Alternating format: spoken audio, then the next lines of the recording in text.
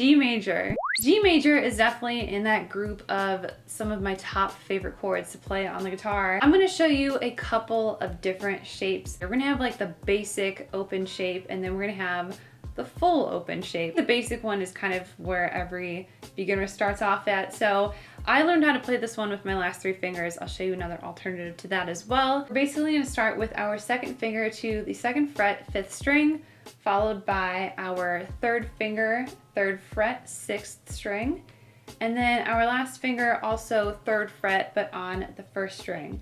So another way that you can make this shape is with your first 3 fingers instead, just like this. Same shape, just different fingers. This might actually make it easier for transitioning to and from certain chord shapes if they're kind of similar. Personally, I prefer playing it with my last 3 fingers. I just find that to be the most comfortable. Now, when it comes to playing the G major, we're gonna strum down on all 6 strings. So I'm gonna ring each one out individually, and then I will give it a full strum.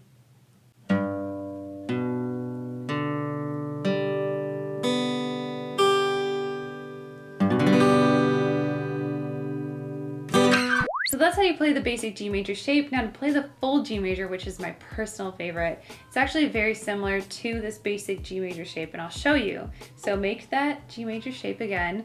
It's only similar if you're building it with your last 3, so I should say that. Starting here, what we're gonna do is just make a few small changes.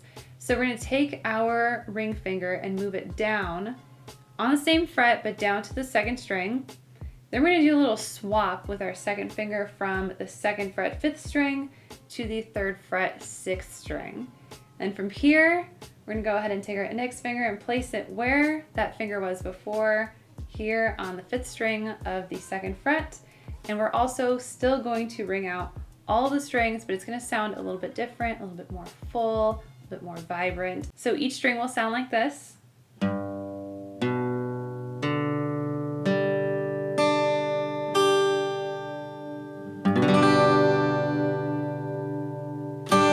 So those are both of the open G major shapes. Now, hopefully at this point, you know all of your basic major chord shapes all the way from A major through G major. If you missed any of the tutorials, I have them in a playlist that I will link down below in the description box for you guys to go check out, and there'll also be a card here that you can click as well. Make sure to study those up because the next 7 chords that we have coming your way are going to be the 7 basic minor shapes.